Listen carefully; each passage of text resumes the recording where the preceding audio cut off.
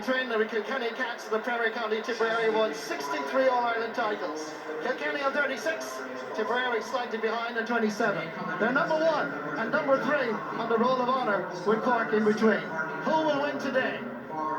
As we pause for our national anthem, A roimh.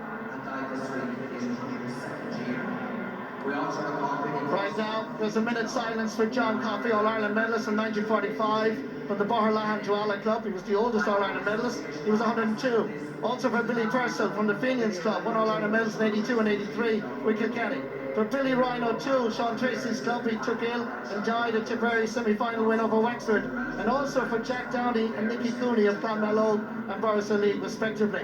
We pass on our deepest sympathies to all their families on behalf of everybody in RT Sport and indeed the GA world. Massive round of applause. May they rest in peace.